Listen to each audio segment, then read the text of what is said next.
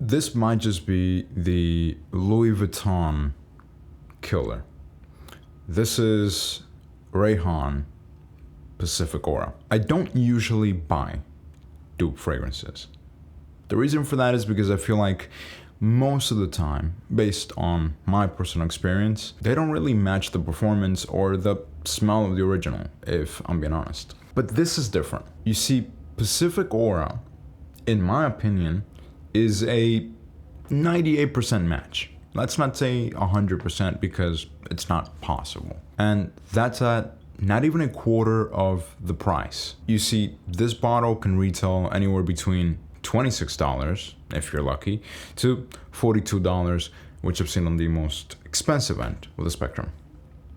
While its counterpart, its twin, Pacific Chill, for the same size, 100 ml, retails at around $350. I've been borrowing this fragrance from a friend for around a month now.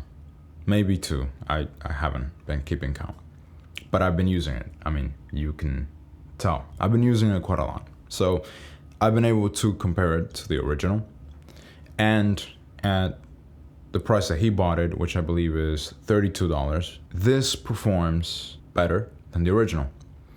You have almost 8 hours of performance. Usually it's around anywhere between 6 to 8 hours. I'm going to be honest about it. But in comparison, Pacific Chill only does between 4 to 6 hours. So it hits the 6-hour mark, but that's if you're lucky. That's if the temperature is not too hot outside and not too cold. In comparison, the projection of this fragrance absolutely beats the projection of Pacific Chill.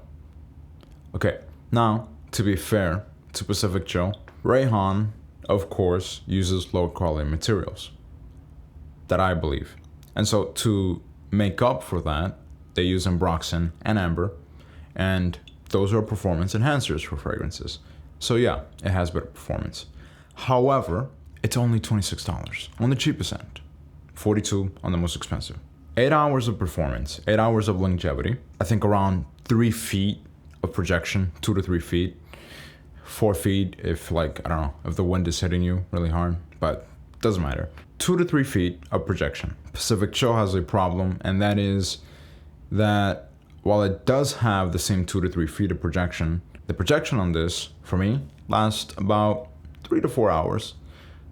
On Pacific Chill, you get more like an hour and a half, if you're lucky. So again, the cheaper fragrance seems to be winning. Now, I will never speak to the quality of the scent, because despite the fact that to me they smell identical, I can't attest to the quality of the chemicals that they use to make these fragrances. But performance is better and it is almost identical. Like I said, I don't usually buy dupes because I prefer using originals. And this is not my own. This is a friend's dupe. I have to say, compared to all the other dupes that he owns, when comparing them to their originals, this hits the nail on the dot. I mean, it is the best dupe I've smelled. This gives not just the same smell, the same dry down, but also just the same level of quality and feel. Meaning when you smell it, it feels the same quality. It doesn't feel like a cheaper fragrance. But for those of you who don't own Pacific Chill and want to try something to satisfy the itch of buying Pacific Chill, give this a try.